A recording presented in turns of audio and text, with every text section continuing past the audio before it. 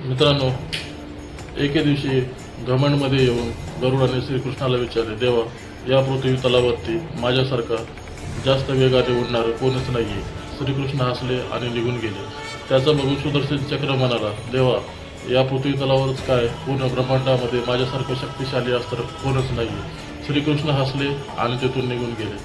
त्यानंतर त्याचं बघून सत्यभामाला घमंड झाला आणि देवा, ज्यावेळेस तुमचं त्रेतायुग चालू होतं त्यावेळेस तुमची पत्नी सीता तिच्यापेक्षाही मी सुंदर दिसते ना. देव हसले आणि त्यांनी विचार केला की यांना खूप घमंड झालेला आहे आणि यांचा घमंड तोडावा लागेल. आणि त्यानंतर त्यांनी गरुडाला आदेश दिला, तू हिमालयामध्ये जा, तिथं एक वानर तपस्या करत आहे, त्याला इथं घेऊन ये. आणि सत्यभामाला श्रीकृष्णाने सांगितले की तू महाराजासारखं सजून धजून ये. आणि सुदर्शनला सांगितले तू दरवाजेपाशी जा आणि कोणाला आत येऊ देऊ नको. आणि ज्यावेळेस गरुडदेव हनुमंतापाशी पोहोचले आणि गर्वाने संदेश सांगू लागले, त्यावेळेस हनुमंत त्यांचं काही नाही ऐकता डायरेक्ट द्वारकेमध्ये त्यांनी उड्डाण घेतली. त्यांची उड्डाण बघून गरुड आश्चर्यचकित झाला. आणि ज्यावेळेस श्रीकृष्णाला राम अवतारामध्ये पाहून हनुमंत त्यांनी नमन केले.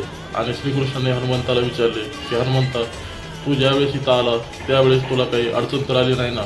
हनुमंत हसले आणि म्हणाले, देवा, मी ज्यावेळेस दरवाजामध्ये आलो तेव्हा एक चक्र मला अडवत होता, मी त्याला साबूत गिळले. आणि हनुमंताने श्रीकृष्णाला विचारले की देवा, तुम्ही एकटेच का आणि ही दासी तुमच्या बाजूला कोण आहे, माझी माता सीता कुठे आहे. हे पाहून सत्यभामाचा अहंकारचा नाश झाला.